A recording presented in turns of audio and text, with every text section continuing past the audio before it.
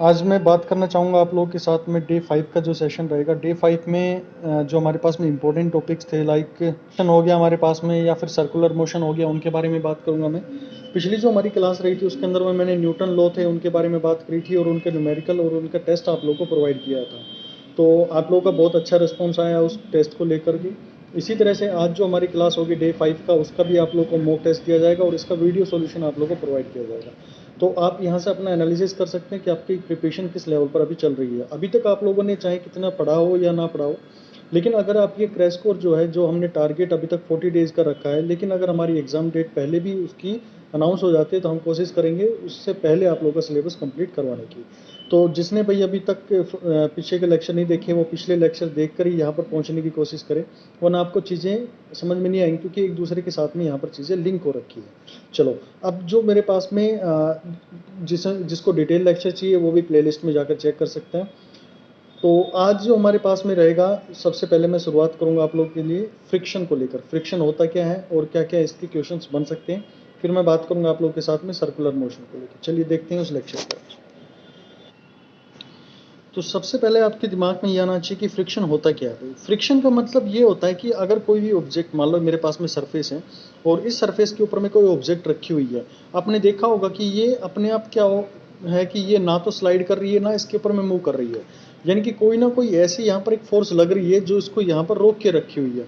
तो यही हमारे पास में क्या होता है कि जो बॉडी है वो ना तो रोल कर पाए और ना उसके ऊपर में मूव कर पाए। तो ये सब होता है हमारे पास में फ्रिक्शन के कारण में। तो फ्रिक्शन हमारे पास में इस तरह से यूज किया जाता है। और टाइप ऑफ फ्रिक्शन हमारे पास में दो तरह के होते हैं। एक हमारे पास में स्टैटिक फ्रिक्शन होता है और दूसरा होता है लिमिटिंग फ्रिक्शन। अब यहाँ पर बात करेंगे कि क्या स्टैटिक फ्रिक्शन क्या होता है। स्टैटिक फ्रिक्शन का मतलब होता है कि जैसे मैं आप लोगों के साथ में एक एग्जाम्पल पे काम करना चाहूँ कि मेरे पास में मान लो एक ऑब्जेक्ट है, ये एक सरफेस पे रखी हुई है, यहाँ पर मैंने सरफेस के ऊपर में रखी हुई है। अब मैं इसके ऊपर में फोर्स लगाना शुरू किया, मैंने 1 न्यूटन फोर्स इस पर लगाया, ये बॉडी मूव नहीं किया। फिर मैंने इसके ऊपर में 2 न्यूटन फोर्स लगाया, ये 2 न्यूटन पर भी मूव नहीं किया। यानी कि ये मूव क्यों नहीं कर पा रही है। पहली चीज़ तो आप लोगों को ये समझ में आनी चाहिए, भाई हमने एक बैलेंस फोर्स का कंसेप्ट पढ़ा था कि अगर मान लो मेरे पास में 1 न्यूटन फोर्स इस डायरेक्शन में लग रही है और 1 न्यूटन फोर्स इस डायरेक्शन में लग रही है, तो ये जो बॉडी होगी ये अपनी स्टेशनरी कंडीशन पर रहेगी, यानी किसी पोजीशन पर ये बनी रहेगी।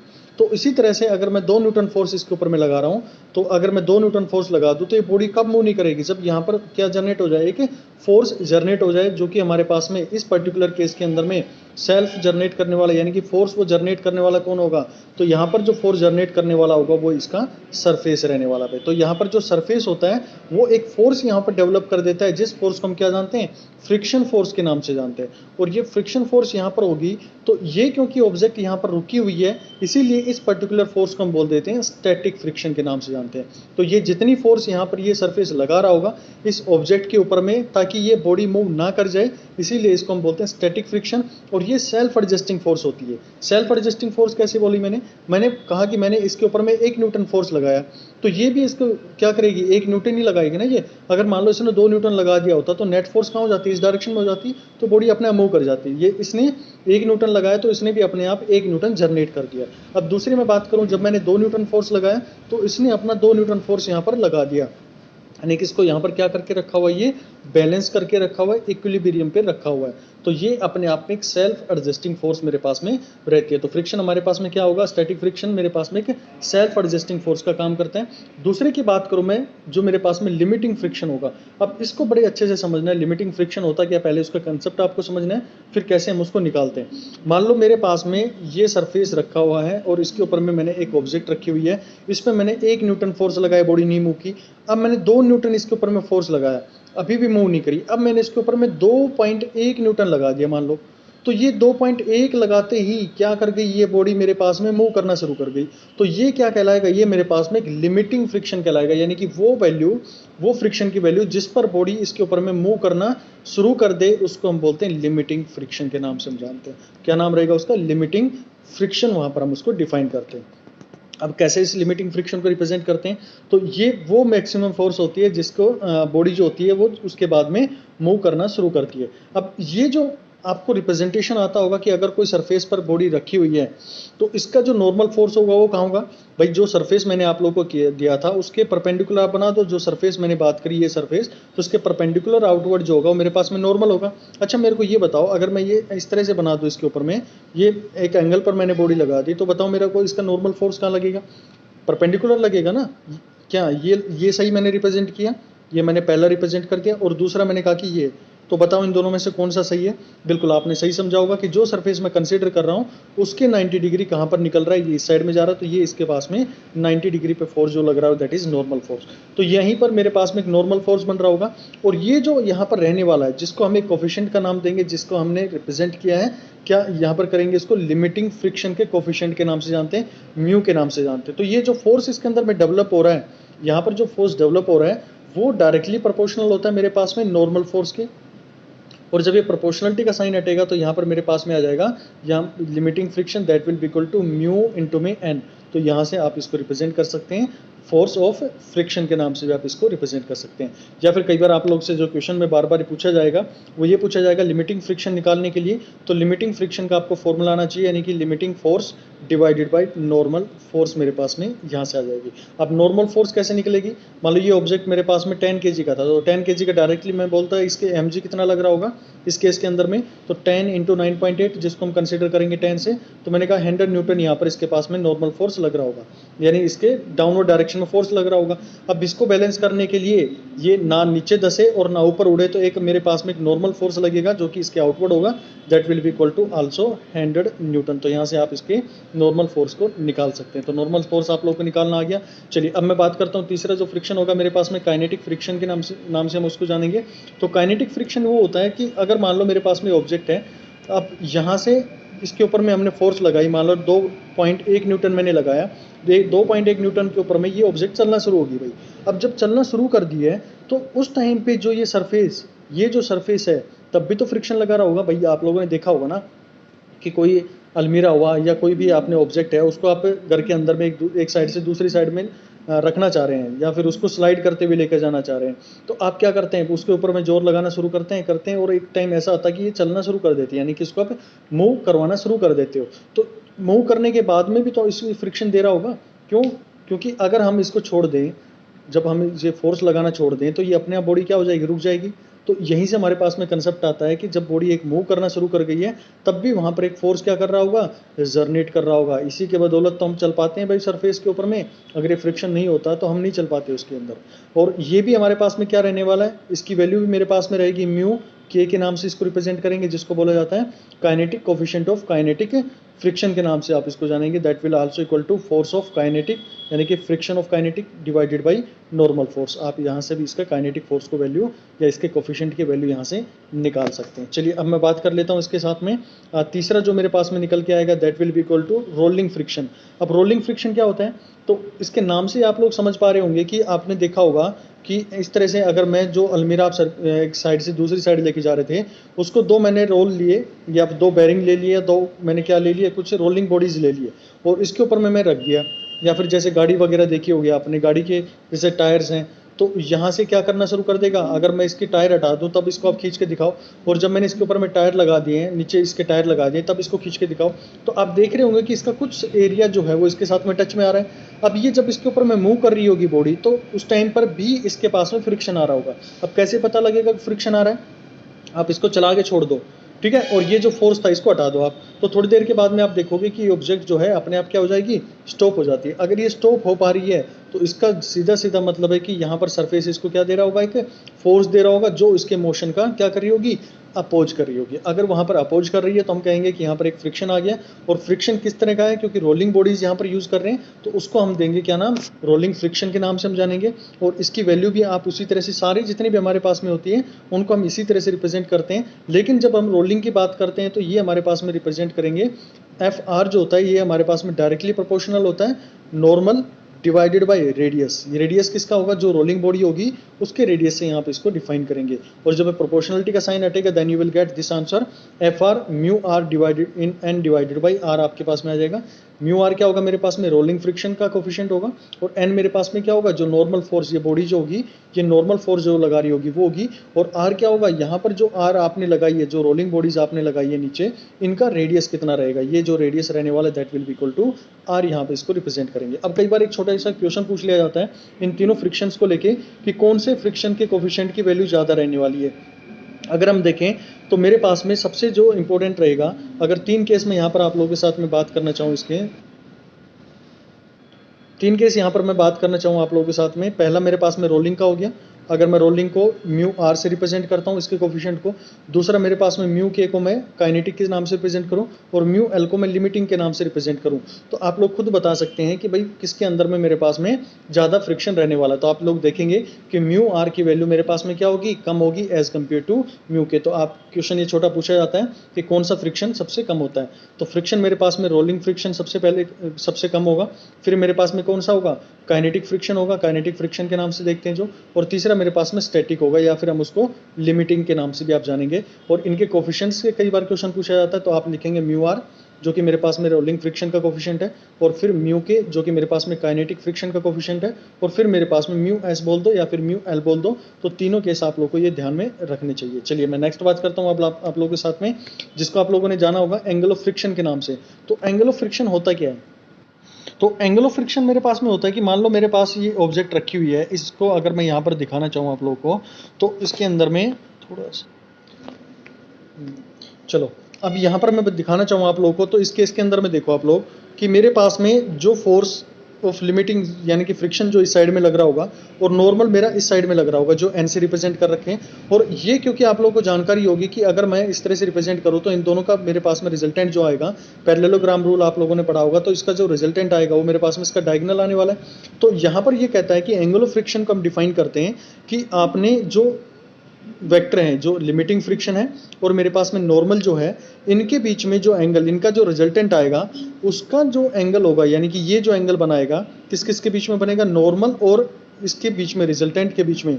रिजल्टेंट किस किस का, जो इसके नॉर्मल फोर्स है और इसका लिमिटिंग फ्रिक्शन है, इनका जो रिजल्टेंट आएगा वो रिजल्टेंट नॉर्मल के साथ में जो एंगल बनाता है उसको हम जानते हैं किस नाम से, एंगल ऑफ फ्रिक्शन के नाम से जानते हैं, और इसको हम थीटा से रिप्रेजेंट करते हैं। और ये थीटा से हम क्या निकाल सकते हैं, इसका जो कोफिशिएंट होता है, कोफिशिएंट ऑफ फ्रिक्शन हम निकाल सकते हैं। कैसे निकालेंगे, म्यू और टेन थीटा अगर हम यहाँ पे डिफाइन कर दें तो मेरे पास में क्या जाता है, उसका फ्रिक्शन की वैल्यू आप इजीली निकाल सकते हैं, उसके कोफिशिएंट की वैल्यू वहाँ से आप निकाल सकते हैं। तो ये मेरे पास में एंगल ऑफ फ्रिक्शन, यहाँ पर हम इसको डिफाइन कर सकते हैं। नेक्स्ट मेरे पास में आता है एंगल ऑफ रिपोज करके आता है। तो एंगल ऑफ रिपोज मेरे पास में होता है जब इंक्लाइंड केस होते हैं, वहाँ पर आप इसको यूज करते हैं। तो इसको आप कैसे डिफाइन करते हैं, ये वो एंगल होता है मेरे पास में, मान लो मेरे पास पहले क्या था, दो केस में यहाँ पर कंसिडर करूँ। एक मेरे पास में हॉरिजॉन्टल सरफेस था, यहाँ पर मैंने इस ऑब्जेक्ट को रखा हुआ है। अब ये मेरे पास में ग्राउंड लेवल पे है, यानी कि यहाँ पर जो एंगल बन रहा होगा, अगर मैं फाई की बात करूँ तो मेरे पास में 0 एंगल बन रहा होगा। अब इसी सरफेस को मैं थोड़ा सा टिल्ट करता हूँ, ये यहाँ पर कर दिया मैंने, ये फाई के कुछ वैल्यू मैंने यहाँ पर दे दी है, और ये ऑब्जेक्ट यहाँ पर रखा हुआ है। अभी भी ये क्या हुआ कि ये ऑब्जेक्ट नीचे की साइड में खिसक के नहीं आ रहा है। आप लोगों को जानकारी होगी, नॉर्मल अगर कॉमन सेंस भी यहाँ लगाओ तो थोड़ा सा हम इंक्लाइन करेंगे तो नीचे की साइड में आना चाहिए, लेकिन ये नहीं आ रहा है।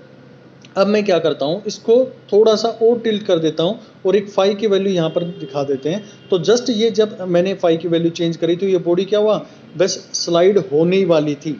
तो ये जो होने वाली थी, जिस पॉइंट पर थी, जिस वर्ज पर थी, तो ये जो एंगल होता है किस किस के बीच में, जो हॉरिजॉन्टल सरफेस है और ये मेरे पास में जो सरफेस आप लोगों ने लिया है, जो इंक्लाइंड सरफेस है, इन दोनों के बीच में जो एंगल बनता है, जिसको फाई के नाम से जानते हैं, that will be known as angle of repose के नाम से जानते हैं। और ये एंगल ऑफ रिपोज मुझे क्या प्रोवाइड करता है, जब आप इसके अंदर में इसकी बात करें तो कोफिशिएंट ऑफ फ्रिक्शन जो होता है, इसका अगर हम टेंजेंट ले लेते हैं, यानी कि tan फाई मैं आप लोगों को बोल दूं, तो tan फाई भी मेरे को क्या देगा, म्यू देगा। पिछले केस के अंदर में जो मेरे पास में, अगर आप लोगों ने देखा था कि ये नॉर्मल सरफेस है, इसके ऊपर में ये फोर्स लग रही है, नीचे ऊपर मेरे पास में नॉर्मल फोर्स लग रहा है, और ये इनका रिजल्टेंट आ रहा है, और यहाँ पर मेरे पास में जो थीटा बन रहा होता था, ये थीटा मेरे को क्या प्रोवाइड करता था, this will provide the angle of friction के नाम से आप जानते थे। और यहाँ पर मेरे पास में एंगल रिपोज क्या है कि ये उस एंगल तक की वैल्यू है जब ये जस्ट यहाँ से स्लाइड होना शुरू करे, बस वहाँ तक आपको लेके चलना है। और इसका भी tan फाई मेरे को क्या देगा, इसका फ्रिक्शन कोफिशिएंट प्रोवाइड कर देता है। चलिए अब नेक्स्ट बात कर लेते हैं इसी को लेकर। तो इसके अंदर में जो भी हमारे पास में वैल्यूज़ हैं आप इजीली यहाँ से निकाल सकते हैं लिमिटिंग कंडीशन के अंदर में। जैसे अभी आप लोग को बताया कि ये मेरे पास में स्लाइडिंग जो फ्रिक्शन होता है, क्योंकि जब ये बॉडी इसके ऊपर में होगी तो स्लाइड करते आएगी, तो स्लाइडिंग का जो कोफिशिएंट होगा वो कौन प्रोवाइड करेगा मेरे को, tan phi अगर वहाँ पर ले लिया जाए तो मेरे पास में उसकी स्लाइडिंग की वैल्यू यहाँ पर डिफाइन कर देता है। तो ये कहानी थे भाई मेरे पास में टोटली फ्रिक्शन को लेके। तो फ्रिक्शन आप लोग का यहाँ पर कंप्लीट होता है, इसकी प्रैक्टिस शीट आप लोग को मिलेगी, वहाँ पर आप इसके क्वेश्चन से अटेम्प्ट कर सकते हैं। चलिए अब मैं नेक्स्ट आप लोगों से बात करना चाहूँगा, और जो भाई अभी फर्स्ट टाइम जुड़ रहे हैं वो यहाँ से मॉक टेस्ट अपने दे सकते हैं। जो भी यहाँ पर टेस्ट दिए जा रहे हैं, मटेरियल जो आप लोग को दिया जा रहा है, आप मोबाइल जो व्हाट्सअप नंबर है 9416878402 यहाँ पर मैसेज ड्रॉप करके पूछ सकते हैं व्हाट्सअप पे या टेलीग्राम पे कैसे उस मॉक टेस्ट सीरीज से आप लोग को जुड़ना है। चलिए अब मैं बात करना चाहूँगा आप लोगों के साथ में नेक्स्ट एक बहुत important topic that will be known as circular motion को लेके। सर्कुलर मोशन के ऊपर में काफ़ी अच्छे क्वेश्चंस बनते हैं, और यहाँ पर हम डायरेक्ट बात करेंगे इसके फॉर्मूला बेस्ड पर काम करेंगे, फॉर्मूला बेस्ड यहाँ पर काम करना चाहेंगे। और ये टॉपिक जो है ये आपके ATC के एग्जाम के लिए काफ़ी इंपॉर्टेंट होता है, क्योंकि यहाँ पर सर्कुलर मोशन से रिलेटेड चीज़ें आएंगी, ऑर्बिटल से रिलेटेड चीज़ें आएंगी यहाँ पर, ठीक है। और दूसरा हम बात करेंगे जैसे हमारे पास में रनवे से रिलेटेड चीज़ें होती हैं, एक साइकिलिस्ट होता है उसको कितना झुकना चाहिए, किस स्पीड से यहाँ पर मूव करना चाहिए, कितनी मैक्सिमम स्पीड रखनी चाहिए। कार जब एक रोड के ऊपर में मूव कर रही होती है तो आप लोग देखते हैं कि एक साइड का रोड जो होता है वो थोड़ा सा, अगर उसको कर्व टर्न लेना है तो एक साइड का रोड जो है उसको ऊपर उठाया जाता है, जिसको हम बैंकिंग ऑफ रोड के नाम से भी जानते हैं। तो ये सारी कहानी हम सर्कुलर मोशन के अंदर में देखेंगे। इसका बेसिक बहुत इंपॉर्टेंट रहेगा, तो बेसिक बहुत अच्छे से आप लोगों को समझना है। उसके बाद तो डायरेक्ट इसके ऊपर में फॉर्मूला बेस्ड है, फॉर्मूला आप लोगों को समझ में आ गए तो ये सारी कहानी आप लोगों को समझ में आती चली जाएगी। चलिए देखते हैं सर्कुलर मोशन को लेकर। तो अभी हम देख लेते हैं कि सर्कुलर मोशन के अंदर में हमें पढ़ना क्या होगा। बेसिक हमें देखना होगा कि सर्कुलर मोशन होता क्या है, फिर हमें देखना होगा कि जो डायनेमिक्स होती है यूनिफॉर्म सर्कुलर मोशन के अंदर में वो क्या क्या होती है, और सर्कुलर मोशन में कौन कौन से फोर्सेस लगते हैं। फिर सबसे इंपॉर्टेंट इसके अंदर में एप्लीकेशंस आती हैं, चाहे हमारे पास में सेंट्रीपिटल या फिर सेंट्रीफ्यूगल फोर्सेस के नाम से आप उसको जानेंगे। चलिए मैं सबसे पहले यहाँ पर बात करना चाहूँगा आप लोग के साथ में कॉन्सेप्ट ऑफ सर्कुलर मोशन को लेकर। देखो सर्कुलर मोशन का मतलब होता है कि कोई भी ऑब्जेक्ट है एक पर्टिकुलर फिक्स डिस्टेंस के ऊपर में वो रिवॉल्व कर रही है उसी पॉइंट के अराउंड में, तो वो जो पाथ बना रही होगी वहाँ पर, अगर वो फिक्स डिस्टेंस पर मूव कर रही है तो आप कहते हैं कि वो बॉडी एक तरह का सर्कुलर मोशन वहाँ पर कर पा रही है। अब ये सर्कुलर मोशन भी दो तरीके से आप डिफाइन करते हैं, एक मेरे पास में यूनिफॉर्म सर्कुलर मोशन होता है और एक दूसरा नॉन यूनिफॉर्म सर्कुलर मोशन होता है। जिस तरह से हमने लास्ट टाइम बात करी थी कि यूनिफॉर्म मोशन, जब मैं स्ट्रेट लाइन की बात कर रहा था तो स्ट्रेट लाइन में मैंने कहा था कि एक यूनिफॉर्म मोशन होता है जब आप equal distance in equal interval of time जहाँ पर कवर कर रहे होंगे, तो वहाँ पर हम डिफाइन कर देते हैं कि ये मेरे पास में यूनिफॉर्म मोशन हो रहा है किसमें, एक स्ट्रेट लाइन के अंदर में। और दूसरी बात करूँ कि अगर मैं ये कह दूँ कि यहाँ पर जो केस होगा अनइक्वल डिस्टेंस कर रही है, मान लो पहले वो 1 मीटर कर रहा है, फिर 2 मीटर कर रहा है 1 सेकंड के अंदर में, ये 1 मीटर 1 सेकंड में, ये भी 1 सेकंड के अंदर में, तो आप कहेंगे कि ये इक्वल इंटरवल तो है मेरे पास में लेकिन इक्वल डिस्टेंस वो ट्रेवल नहीं कर रहा है, तो वहाँ पर आप उसको डिफाइन करते थे कि मेरे पास में ये नॉन यूनिफॉर्म सर्कुलर मोशन है। अब यहाँ पर जो मैं बात करूँ इस केस के अंदर में, तो जब सर्कुलर मोशन की बात करेंगे तब भी यहाँ पर दो टर्म डिफाइन होती है। एक होती है कि आप उसको डिफाइन करो कि यूनिफॉर्म सर्कुलर मोशन है, तो यूनिफॉर्म मोशन की कहानी आप लोगों को बताएं कि कोई भी ऑब्जेक्ट अगर मेरे पास में यूनिफॉर्म स्पीड से मूव कर रही होती है, यानी कि equal distance in equal interval of time cover कर रही होती है, तो आप उसको बोलेंगे यूनिफॉर्म सर्कुलर मोशन, जब वो सर्कल के अंदर मूव कर रही होती है। लेकिन अगर वो वेरिएबल स्पीड से मूव कर रही है तो वहां पर आप उसको डिफाइन करेंगे कि मेरे पास में ये नॉन यूनिफॉर्म सर्कुलर मोशन रहने वाले। अब इसकी जो टर्मिनोलॉजी होती है वो बहुत इंपॉर्टेंट होती है, तो टर्मिनोलॉजी समझ लो आप लोग और उसके बाद में हम इसको आगे डिफाइन करने की कोशिश करते हैं। मान लो एक ऑब्जेक्ट था यहाँ पर इस पोजीशन के अंदर में इस तरह से रिवॉल्व कर रहा था, मैंने कहा कि इनिशियली उसकी पोजीशन ये थी भाई, ये मैंने कहा कि यहाँ पर मैंने इसकी मेजरमेंट कर लिया। अब ये पॉइंट ए था और ए से ये चलना शुरू किया, मान लो इस बी पॉइंट पर पहुँच गया भाई, ये बी पॉइंट पर पहुँच गया। अब क्योंकि यहाँ पर हमें डिफाइन करना होगा इसको एंगल्स की फॉर्म में, क्योंकि सर्कुलर मोशन रहेगा, तो यहाँ पर मैं इसको डिफाइन करता हूँ कि ये इसका कितना एंगल यहाँ से ए पॉइंट से बी पॉइंट तक जाने के अंदर में चेंज हो गया है, तो आप इसको डिफाइन करते हैं that is known as angular displacement के नाम से जानते हैं। देखिए दो तरह के मोमेंट हो रहे हैं, एक अगर मैं बहुत छोटा इसको मान लेता हूँ तो मेरे पास में ये अगर बहुत ही छोटी हो जाए, इन्फाइनेटली स्मॉल हो जाए, तो आप कहेंगे कि मेरे पास में लीनियर मोशन हो रहा है। यानी कि आप लोग ये छोटा सा हिस्सा कुछ इस तरह से दिखा दूं मैं, तो इस पर्टिकुलर पॉइंट पर एक लाइन दिख रही होगी आपको, तो ये कहेंगे कि आपके पास में सर्कुलर पोर्शन के अंदर में दो तरह के मोशन है, एक स्ट्रेट लाइन मोशन भी है, लेकिन अगर उसके हम एंगल को देखें कि भाई उसका एंगल कितना चेंज हो गया ए पॉइंट से बी पॉइंट तक जाने के अंदर में, तो ये एंगल का क्या हो गया, डिस्प्लेसमेंट हो गया, यानी कि फाइनल यहाँ पर है, मान लो ये अगर इसकी पोजीशन 0 डिग्री एंगल पर थी और यहाँ पर ये 30 डिग्री एंगल पर चला गया, तो आप कहेंगे कि इसके एंगल के अंदर में कितना चेंज आ गया, 30 डिग्री का आ गया। लेकिन जब भी हम यहाँ पर डिफाइन करेंगे एंगुलर डिस्प्लेसमेंट को, then it always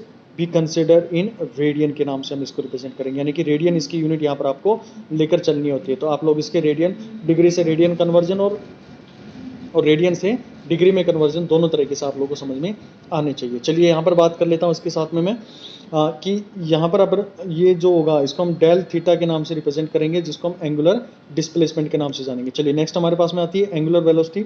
angular velocity क्या होगी, अब आप लोग देख पा रहे होंगे कि अगर मान लो यहाँ से ए पॉइंट से बी पॉइंट तक जाने के अंदर में इसने डिस्प्लेसमेंट डेल थीटा किया है, यानी कि छोटा सा चेंज आया है इसके अंदर में, ये डेल थीटा हो गया। और ये जो यहाँ से यहाँ तक ए पॉइंट से बी पॉइंट तक जाने में जो टाइम लगता है, तो ये मान लिया हमने डी टी टाइम लगा हुआ है। तो इन दोनों का जो रेशियो होगा, क्योंकि हमें जानकारी है कि हम डिस्प्लेसमेंट डिवाइडेड बाई टाइम कर देते हैं तो हमें क्या मिल जाती है, वो स्पीड मिल जाती है या फिर वेलोसिटी मिल जाती है।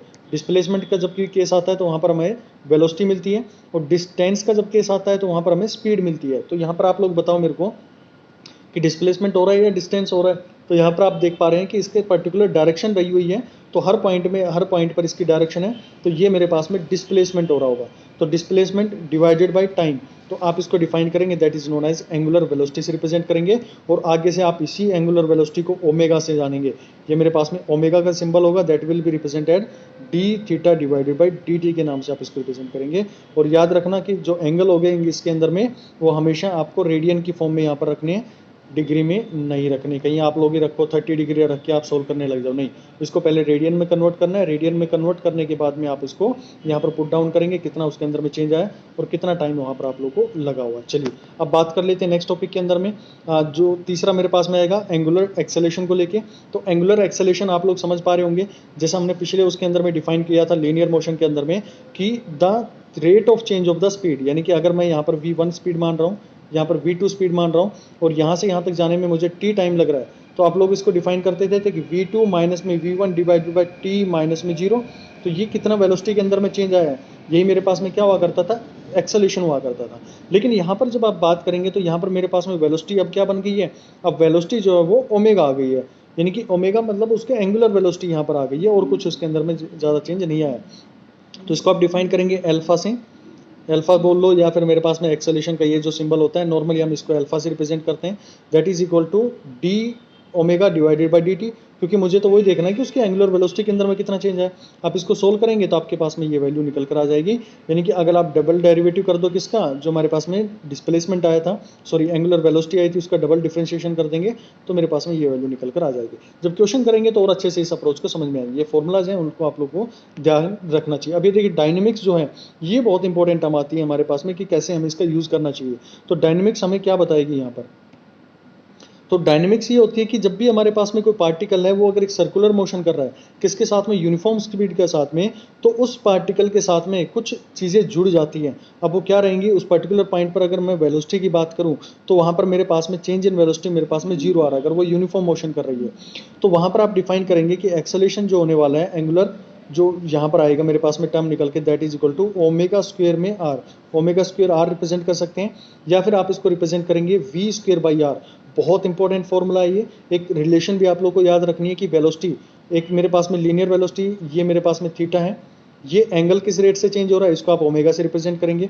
और यहाँ से ये जो मेरे पास मैंने कहा था ना कि दोनों मोशन इसके पास में होंगे, ये लीनियर वेलोसिटी हो रही होगी, यहाँ पर इसके पास में वेलोसिटी भी है, और ये मेरे पास में एंगुलर डिस्प्लेसमेंट है। और जब इसका डिफरेंशिएट करते हैं तो यहाँ पर एंगुलर वेलोसिटी मेरे पास में आ जाती है, जिसको ओमेगा से रिप्रेजेंट करते हैं, और ये इसका रेडियस आर है। तो इन तीनों के बीच में कोई ना कोई रिलेशन होना चाहिए, जो मेरे पास में लीनियर वेलोसिटी है, जो आर है, और मेरे पास में ओमेगा है, और उसको हम हमेशा रिप्रेजेंट करेंगे। एक रिलेशन याद रखना, v is always equal to r omega से रिप्रेजेंट कर सकते हैं। यानी कि अगर मेरे पास में एक सर्किल है, ये आर है और ये इसकी जो चेंज हो रही है मेरे पास में ओमेगा से चेंज हो रही है और यहाँ पर v है, तो आप इस v को रिप्रेजेंट कर सकते हैं इन दोनों के जो पास पास है इनको मल्टीप्लाई करके, तो यहाँ पर r ओमेगा आप लोगों के पास में निकल के आ जाएगा।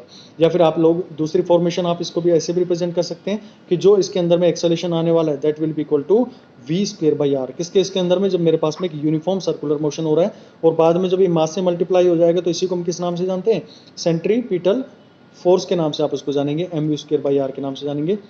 अभी सेंट्रीपिटल फोर्स यहाँ पे आप इसको रिप्रेजेंट कर सकते हैं v स्क्वायर बाई आर। अभी सेंट्रीपिटल फोर्स होती क्या है, अब इसको समझो, पहले एक्सेलेरेशन को समझो कि क्या होगा मेरे पास में। मान लो ये ऑब्जेक्ट है और ये इस डायरेक्शन में इस ऐसे मूव कर रहा है, यहाँ पर इसके अंदर में मूव कर रहा है, इसकी लीनियर वेलोसिटी रही होगी और यहाँ पर आप देखेंगे तो इसका ओमेगा चेंज हो रहा होगा। तो सेंट्रीपिटल का मतलब होता है कि सेंटर की तरफ में जब इस पॉइंट पर लेके जाओगे तो इसके एक्सेलेरेशन की, क्योंकि वेक्टर क्वांटिटी होगी, इसकी डायरेक्शन यहाँ पर रहेगी। इस पॉइंट पर लेके जाओगे तो इसकी डायरेक्शन यहाँ पर रहेगी। इस पॉइंट पर लेके जाओगे तो ये इसकी डायरेक्शन अंदर की साइड में होगी, यानी कि सेंटर की तरफ में जो एक्सेलेरेट हो रहा है, यानी इसकी वेलोसिटी का जो हमारे पास में आएगा, वेलोसिटी जहाँ पर चेंज हो रही है उसके जो हमारे पास में डायरेक्शन आएगी उस कंप्लीट को हम बोलते हैं सेंट्रीपिटल एक्सेलेरेशन के नाम से जानते हैं। याद रखना, सेंट्रीपिटल का जब भी नाम आता है तो हमेशा हम बात करते हैं सेंटर की तरफ में वो मूवमेंट कर रहा होगा, सेंटर की तरफ में वो ऑपरेशन वहाँ पर हो रहा होगा, क्योंकि अभी मैं सेंट्रीपिटल फोर्स को भी यहाँ पर आप लोगों के साथ में कंसिडरेशन में लेकर आने वाला हूँ। चलिए ये बात हो गई है। अगर मान लो मेरे पास में कोई नॉन यूनिफॉर्म मोशन हो रहा हो तो तब हमें रिजल्टेंट वेक्टर अगर उसकी बात करें तो आप लोग बिल्कुल ये याद कर सकते हैं, क्योंकि हर एक के अंदर में दो तरह का एक्सेलेरेशन होगा, एक उसके सेंटर की तरफ में हो रहा है और एक मेरे पास में उसका टेंजेंशियली हो रहा है। तो टेंजेंशियली हो गया और एक मेरे पास में रेडियल जो सेंट्रीपिटल एक्सेलेरेशन आप लोगों ने बोला, तो इन दोनों का मेरे पास में रिजल्टेंट आएगा। अब ये रिजल्टेंट कैसे निकालेंगे आप लोग, तो इसकी जानकारी आप लोग को है कि भाई मेरे पास में जो रेडियल अभी आप लोगों ने निकाला कितना आया था, v स्क्वायर बाई आर आया था। यही तो होता है ना कि अगर आप किसी चीज़ का रिजल्टेंट निकालते हैं तो a स्क्वायर प्लस में b स्क्वायर प्लस में twice of a b cos theta, ये तो फॉर्मूला होता है जब आप किसी चीज़ का रिजल्टेंट निकालते हैं। तो a की वैल्यू आप लोगों को पता है कि रेडियल की अभी आप लोगों ने निकाली है कितनी, v स्क्वायर बाई आर होती है, और उसी तरह से टेंजेंशियल की वैल्यू मेरे पास में क्या होती है, r अल्फा होती है।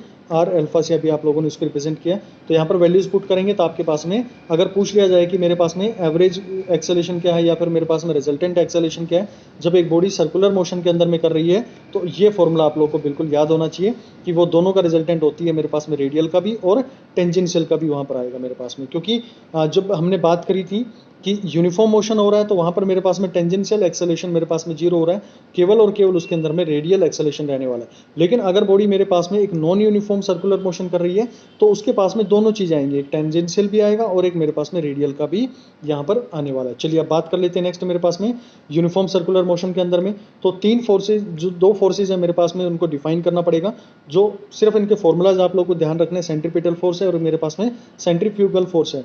तो सेंट्रीपिटल फोर्स को हमेशा रिप्रेजेंट करेंगे m v square by r से आप रिप्रेजेंट करेंगे। इसका कंसेप्ट समझ लो क्या होता है। ये मान लो मेरे पास में सेंटर है इस पॉइंट पर और ये आर रेडियस से कोई ऑब्जेक्ट है इस सर्कल के अंदर में मूव कर रही है, तो ये इस सर्कल के अंदर में मूव कब कर पा रही है, क्यों कर पा रही है, तो यहाँ पर ये केवल और केवल तब मूव कर पा रही है जब ये सेंटर की तरफ में उसके ऊपर में फोर्स लगा रहा होगा।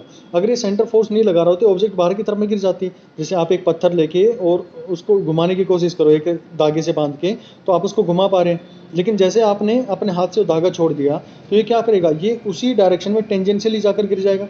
तो यहाँ पर आप देख पा रहे होगे कि भाई इस पॉइंट पर तो चलो उसने होल्ड कर लिया, अब यहाँ पर पहुँच गई ऑब्जेक्ट इस पॉइंट के ऊपर में, तो अब कैसे आएगी, तब भी ये सेंटर की तरफ में होल्ड कर रहा होगा। अब यहाँ पर आ गई, अगर इसके पास में फोर्स नहीं लग रहा हो तो यहाँ पर भाग जाती है, यहाँ पर फोर्स नहीं लग रहा होता तो इस डायरेक्शन में चली जाती है। तो ये कहीं ना कहीं इसको बांध के रखे हुए, तो ये जो बांध के रख रहा है इसी फोर्स का नाम देते हैं, क्या नाम है मेरे पास में, सेंट्रीपिटल फोर्स के नाम से जानते हैं। तो यहाँ पर आप इसका फॉर्मूला याद रखेंगे, that is equal to m v square by r के नाम से आप इसको रिप्रेजेंट कर सकते हैं। फिर आप इसके अंदर में बहुत सारे चेंज भी डाल सकते हैं कि अगर मान लो मेरे पास में v की वैल्यू को मैं पुट डाउन करूं तो मेरे पास में फॉर्मूला ये भी बन सकता है, एम आर ओमेगा स्क्वायर भी बन सकते हैं। अगर मान लो मैं इसके ओमेगा की वैल्यू को पुट करूं तो ओमेगा की वैल्यू आप लोग बिल्कुल अच्छे से जानते हैं क्या होती है, मेरे पास में 2 पाई एफ से रिप्रेजेंट करते हैं फ्रीक्वेंसी, ये फ्रीक्वेंसी की टर्म है जिसको हम म्यू से भी यहाँ पर रिप्रेजेंट करते हैं। नॉर्मली मैं एफ से आप लोग को रिप्रेजेंट करना सिखाता हूँ ताकि आप लोग इसके अंदर में कन्फ्यूज ना हो यहाँ पर। चलिए, तो ये यहाँ से आप इसकी वैल्यूज़ को पुट डाउन करके देख सकते हैं। तो ये 4 फॉर्मूला मेरे पास में यहाँ पर जनरेट होकर आ जाते हैं सेंट्रीपिटल फोर्स को लेकर। काफ़ी टाइम जो सबसे ज़्यादा यूज होगा वो मेरे पास में काइनेमेटिक्स के अंदर में या मैकेनिक्स के अंदर में m v square by r आपको यूज़ करना पड़ेगा, ये रेयरली यूज़ करना पड़ेगा और ये कभी कभार आप लोग को देखने को मिल सकता है। ये फॉर्मूला आप लोग बिल्कुल ध्यान रख लीजिए। अब चलिए बात करता हूँ मैं। अब आपने बात करी कि भाई मेरे पास में, आपने ये तो बता दिया कि भाई सेंट्रीपिटल फोर्स है, लेकिन फिर तो ये हो जाना चाहिए था कि ये जो ऑब्जेक्ट थी ये तो सेंटर की तरफ आकर गिर जानी चाहिए थी। जैसे मैंने आप लोगों को न्यूक्लियर फिजिक्स के अंदर में जब एटम पढ़ा रहा था तो वहाँ पर बोर मॉडल, जो रदरफोर्ड के मॉडल थे उन्होंने उनको लेकर बात करी थी मैंने। तो उसमें भी एक आ गया था कि अगर ये फोर्स लग रहा है तो ये थोड़ी देर के बाद में स्पाइरल पाथ बनाकर इसके अंदर में गिर जाएंगे। तो यहाँ पर आप बताओ मेरे को कि अगर ये ऑब्जेक्ट इसके अंदर में मूव कर रहा है तो ये इस पॉइंट पर कैसे बना रह सकता है? ये केवल और केवल तब बना रह सकता है कि भाई यहाँ पर अगर एक कोई फोर्स इसको इंटरनली लेके जा रही है तो कोई ना कोई फोर्स इसको क्या कर रही होगी, बाहर की साइड भी धकेल रही होगी, बाहर की साइड भी खींच रही होगी। तो ये जो इसको बैलेंसिंग फैक्टर आता है ना, जो इसका बैलेंस करने के लिए है, इसी को हम जानते हैं किस नाम से, सेंट्रीफ्यूगल फोर्स के नाम से जानते हैं। तो फोर्स आप लोगों को समझ आई, जो आउटवर्ड फोर्स लगेगी उसको हम सेंट्रीफ्यूगल के नाम से जानते हैं। जैसे आपने देखा होगा कि दही होता है, दही के अंदर में आप उसको अगर निकालने के लिए, घी निकालने के लिए उसके अंदर में मशीन या कुछ लगाते हैं, घुमाते, तो आप देखते हैं कि थोड़ी देर के बाद में घी जो होता है उसके चारों तरफ में यहाँ पर मक्खन जो होता है वो बाहर की साइड में आ जाता है। तो आपने किया क्या, इंटरनली आप फोर्स लगा रहे हैं और जो मक्खन है वो बाहर की साइड में भागने की कोशिश कर रहा है, तो वो उसके ऊपर में क्या कर रहे हो आप, बेसिकली सेंट्रीफ्यूगल फोर्स लगा रहे हो, तो बाहर की साइड में वो निकल के आ रहा है। अब ये क्योंकि हमें जानकारी है कि ये इसको बैलेंस करने के लिए है, तो जो सेंट्रीपिटल फोर्स होगी वही इसकी क्या होगी, सेंट्रीफ्यूगल फोर्स मेरे पास में रहने वाली है। और इसको भी आप रिप्रेजेंट करेंगे mv²/r से रिप्रेजेंट करेंगे, बाकी सारी कैलकुलेशन वो रहेंगी, वही फॉर्मूला आप इसको रिप्रेजेंट कर सकते हैं। चलिए मैं बात करूंगा अब आप लोगों के साथ में इसकी मोस्ट इंपॉर्टेंट एप्लीकेशंस को लेके। तो एप्लीकेशंस आप लोग देख लो भाई जल्दी जल्दी, इसके फॉर्मूला सीधे आप लोग को ध्यान रखने, ज़्यादा इसके अंदर में और चीज़ें नहीं देखनी आप लोग को। तो मोशन, अगर एक व्हीकल है मेरे पास में, वो एक लेवल सर्कुलर रोड है, तो उसमें वो कितनी मैक्सिमम स्पीड लेके जा सकता है। मान लो आप लोगों ने देखा होगा कि एक सर्कुलर पाथ है मेरे पास में और कहीं मैंने बैंकिंग नहीं कर रखी, बिल्कुल प्लेन सर्फेस, बिल्कुल लेवल पे है, कहीं पर भी हाइट ऊपर नहीं है, 1 इंच भी ऊपर मेरे पास में हाइट नहीं है, तो वहाँ पर वो मैक्सिमम कितनी जो स्पीड है वो अचीव कर सकते हैं, तो उसको आप रिप्रेजेंट करेंगे डायरेक्टली। आप इसका फॉर्मूला याद रखेंगे कि ये सरफेस है मेरे, मान लो मेरे पास में, जिसका मेरे पास में फ्रिक्शनल फोर्स जो है या फ्रिक्शनल कोफिशिएंट है, जिसको आप म्यू से रिप्रेजेंट करेंगे, किसके बीच में, ये फ्रिक्शनल फोर्स होगी। अगर मेरा कोई व्हीकल इसके ऊपर में चल रहा है, मान लो यहाँ पर व्हीकल चल रहा है और ये व्हीकल के पास में इस सरफेस के साथ में अटैच है, तो ये फोर्स जो होगा इसको हम बोलेंगे म्यू, यानी कि कोफिशिएंट ऑफ फ्रिक्शन के नाम से जानेंगे। दूसरा, ये इस सर्किल का कितना रेडियस है, यानी कि ये कितनी दूरी पर है, ये r से रिप्रेजेंट करेंगे। और g मेरे पास में क्या आएगी, जो एक्सेलेरेशन ड्यू टू ग्रेविटी, यहाँ पर आप लोग को ध्यान में रखनी पड़ेगी। g का भी कंसेप्ट यहाँ पर आने वाला है, क्योंकि उसका मास यहाँ पर रहने का, मेरे पास में वेट यहाँ पर बॉडी का कंसिडर हमें करना पड़ेगा। तो आप डायरेक्टली यहाँ पर रिप्रेजेंट करेंगे। इस फॉर्मूले को याद रखिएगा कि जो मैक्सिमम स्पीड इसके अंदर में आ सकती है, सर्कुलर रोड के अंदर में जो बॉडी है वो कितना मैक्सिमम मूव कर सकती है, तो म्यू rg का रूट ये आप लोग को यहाँ पर ध्यान में रखना चाहिए। चलिए अब नेक्स्ट मैं बात करता हूँ कि बेंडिंग ऑफ साइक्लिस्ट के बात करें कि भाई जो मेरे पास में है, जब भी एक साइक्लिस्ट है वो टर्न कर रहा है किसी भी सर्कुलर ट्रैक के ऊपर में, तो जो साइक्लिस्ट है वो वर्टिकल लेवल के साथ में कितना एंगल बनाता है। आप लोग देखते हैं ना कि सर्कुलर पाथ इस तरह से बने हुए हैं और वो साइक्लिस्ट इस तरह से मूव कर रहे होते हैं, एक साइड में अपने आप को झुका लेते हैं, तो ये अगर वर्टिकल साइड है तो ये कितना अपने आप को नीचे की साइड में झुकाए, इसी को हम जानते हैं कि कितना बेंडिंग उसको करना होगा। तो इसको आप रिप्रेजेंट कर सकते हैं कि मेरे पास में v/r, जिसे आप इसको tan इनवर्स अगर निकाल लेते हैं, v²/rg। v² क्या है, v है मेरे पास में साइक्लिस्ट की स्पीड है मेरे पास, r क्या है उस सर्कुलर पाथ की डिस्टेंस रेडियस है, और g मेरे पास में क्या होगा, उस सर्कुलर पाथ का, सॉरी उस एक्सेलेरेशन ड्यू टू ग्रेविटी होगी, जिसकी वैल्यू आप 10 मीटर पर सेकंड स्क्वायर लेके चलेंगे, या फिर 9.8 मीटर पर सेकंड स्क्वायर से भी आप उसको काम चला सकते हैं। तो यहाँ पर आप लोगों को समझ में आएगी कि दूसरा, आप लोगों से पूछा जाए कि साइक्लिस्ट जो होगा, अगर उसको एक सर्कुलर ट्रैक है जिसका रेडियस मेरे पास में 1 मीटर की है, और वो मूव कर रहा है 10 मीटर पर सेकंड से, 10 मीटर पर सेकंड से मूव कर रहा है। ध्यान रखना कि v मैंने रिप्रेजेंट किया है, ओमेगा नहीं किया है मैंने, एंगुलर वेलोसिटी नहीं दी यहाँ पर v आपका लीनियर वेलोसिटी यहाँ पर आप लोगों को ध्यान में रखनी पड़ेगी, जो कि इस पर्टिकुलर पॉइंट पर रहने वाली है। और जो एंगुलर वेलोसिटी होती है वो कहाँ होगी, इस पर्टिकुलर पॉइंट पर रहेगी, यानी कि उसका एंगल का रेट किस रेट से चेंज हो रहा है। यहाँ पर हमें जो बात करनी होती है वो केवल और केवल लीनियर को लेकर काम करनी होती है। तो मैं आप लोगों से पूछूँ, बताओ कितना एंगल वहाँ पर बन रहा होगा, तो आपको डायरेक्ट वैल्यू यहाँ पर पुट डाउन करनी है, 10/1 इंटू में 10 की इनवर्स। यहाँ पर आप लोग देखेंगे जो मेरे पास में r की वैल्यू 1 है, g की वैल्यू मेरे पास में 10, तो और ये 10 इनवर्स मेरे पास में आ गया, तो 10 से 10 मेरे पास में कैंसिल हो गया, तो 10 इनवर्स माइनस इनवर्स 1 आ गया, और 10 इनवर्स 1 किस पॉइंट पर होता है, 45 डिग्री पर होता है। तो आप इजीली निकाल लेंगे कि साइक्लिस्ट को अगर वो स्पीड से मूव कर रहा है तो अपने आप को कितना मूव करवाना पड़ेगा, 45 डिग्री अगर वो मूव करवा लेता है तो इजीली वो सर्कुलर पाथ पर क्या कर जाएगा, मूव कर जाएगा, वरना वो गिर जाएगा, या तो इस साइड में गिरे या फिर इस साइड में गिरे। तो यहाँ पर बेंडिंग ऑफ साइक्लिस्ट को लेकर यहाँ पे क्वेश्चन आप लोगों के साथ में इस तरह के बनते हैं। चलिए नेक्स्ट बात कर लेता हूँ banking of curved Surf road के लेकर। देखिए काफ़ी इंपॉर्टेंट है, आप लोगों ने देखा होगा कि जब भी कोई बड़ा टर्न आता है या कोई हाईवे होता है, तो अगर बहुत अच्छे से सिविल इंजीनियर ने वहाँ पर काम किया होगा, तो उस रोड को एक साइड से उठा देते हैं वो, या हाईवे नॉर्मली इसी तरह के बने होते हैं, तो एक साइड वहाँ पर आप लोगों को उठी हुई मिलती है। ये क्यों उठाई जाती है? ताकि आपको जो सेंट्रीपिटल फोर्स का एक अलग से फैक्टर यहाँ पर आप लोगों के पास में मिल जाए।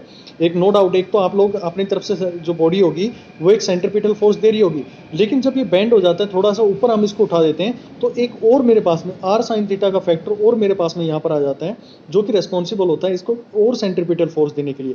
यानी कि इस गाड़ी को हमें कम यहाँ पर फोर्स लगाना पड़ेगा, स्टेयरिंग को कम अपने घुमाना पड़ेगा, ताकि इजीली हमारी गाड़ी क्या कर जाए, मूव कर जाए। तो इस सेंट्रीपिटल फोर्स यहाँ पर भी आप लोग को ध्यान रखना पड़ेगा कि यहाँ ये भी बात नहीं है कि मैं अगर मैं बैंकिंग बना दिया तो इसका मतलब है कि मैं 100 किलोमीटर पर आवर की स्पीड से दौड़ा लूँ, नहीं, या फिर 120 की स्पीड से दौड़ा लो। भाई यहाँ पर भी कुछ ना कुछ मेरे पास में लिमिटेशन होती है।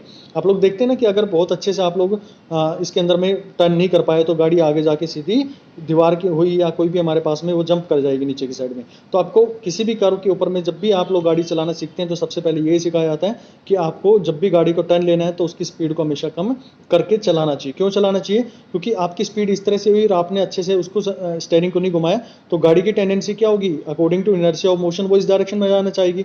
अब आपको इतना फोर्स यहाँ पर लगाना पड़ेगा। तो ये फोर्स जो लगाना पड़ रहा है आप लोगों को, ये कम लगाना पड़ेगा, इसलिए क्या कर दिया जाता है, इस टर्न के ऊपर में एक साइड को हमें बैंक कर दिया जाता है, ऊपर उठा दिया जाता है। तो ऐसे केसेस के अंदर में आप मैक्सिमम कितनी स्पीड उसको दे सकते हैं, तो उसका फॉर्मूला आप लोगों को ध्यान रखना है। जैसे अभी मैंने बात करी थी ऊपर, जब हम बात कर रहे थे साइकिलिस्ट को लेकर लेवल रोड पर, तो आपने फॉर्मूला डिजाइन किया था म्यू आर जी, आप लोगों ने अभी पढ़ा था। तो सिर्फ चीजें वही रहेंगी, आर जी मेरे पास में वही रहेगा, आर जी यहाँ पर मैंने रख दिया। फॉर्मूला याद करने का तरीका बता रहा हूँ आप लोगों को, बाकी ऐसा कुछ लॉजिक नहीं है। म्यू आर जी, तो आर जी मेरे पास में हो गया। अब म्यू मेरे को चेंज करना पड़ेगा, क्योंकि यहाँ पर मेरे पास में कोफिशिएंट जो है फ्रिक्शन का यहाँ पर एक डिजाइन हो जाएगा। तो यहाँ पर एक नया फ्रिक्शन का कोफिशिएंट मेरे पास में आ गया, जिसको आप म्यू एस से रिप्रेजेंट करेंगे, जो इसका स्लाइडिंग फ्रिक्शन, जो कि इसको नीचे की तरफ में धकेलने की कोशिश कर रहा होगा, स्लाइडिंग फ्रिक्शन हो गया। तो सॉरी, इसको हम स्टैटिक फ्रिक्शन के नाम से जानेंगे, म्यू एस को, प्लस में टेन थीटा। अब ये टेन थीटा क्या होगा, ये होता है कि कितना एंगल यहाँ पर आप लोग जो बैंक किया गया, किस एंगल से बैंक किया, उसको टेन थीटा से रिप्रेजेंट करेंगे।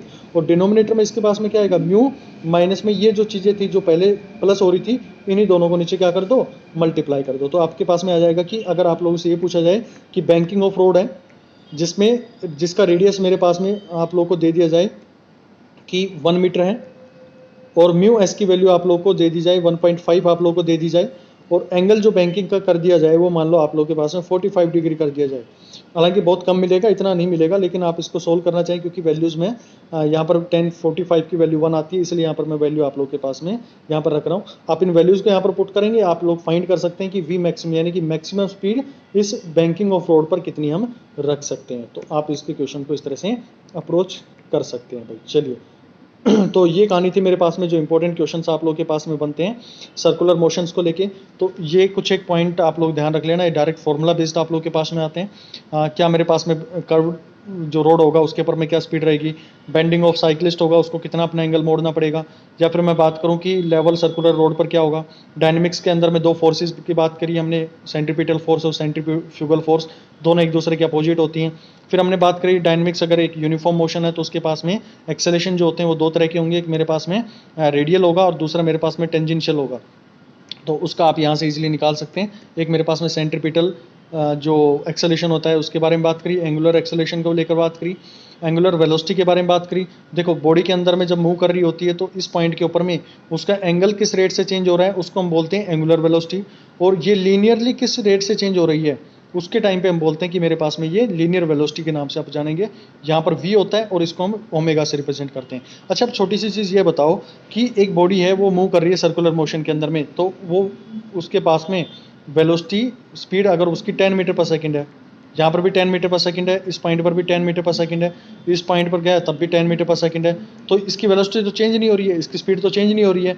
फिर ये हमने कैसे कह दिया कि मेरे पास में ये वेक्टर क्वांटिटी है, इस पॉइंट पर भी मेरे पास में 10 है, यहाँ पर भी 10 है और हर पॉइंट पर 10 है। तो आप ध्यान से देखना कि जब मैं इस पॉइंट पर बात कर रहा हूँ तो इसकी डायरेक्शन यहाँ पर है, इस पॉइंट पर बात कर रहा हूँ तो इसकी डायरेक्शन यहाँ है, इस पॉइंट पर बात कर रहा हूँ तो इसकी डायरेक्शन यहाँ पर है। तो हर पॉइंट पर इसकी क्या होती है, डायरेक्शन अलग होती है, बेशक इसकी वैल्यू हमारे पास में क्या हो, चेंज सॉरी यहाँ पर कांस्टेंट रहे। तो कई बार क्वेश्चन पूछा जाता है कि मेरे पास में स्पीड है जो एक सर्कुलर मोशन के अंदर में वो चेंज नहीं हो रही है, then tell what about the velocity. तो वेलोसिटी उसकी चेंज होएगी, यानी कि वेलोसिटी उसकी मेरे पास में क्या होगी, एक वेक्टर क्वांटिटी आप बोलेंगे, क्योंकि वेक्टर क्वांटिटी जो होती है वो मैग्नीट्यूड प्लस में दूसरा उसके डायरेक्शन से हम डिफाइन करते हैं। तो इसके पास में दोनों चीज़ होंगी, मैग्नीट्यूड भी होगा और उसके पास में डायरेक्शन भी रहने वाली है हर पॉइंट के ऊपर में।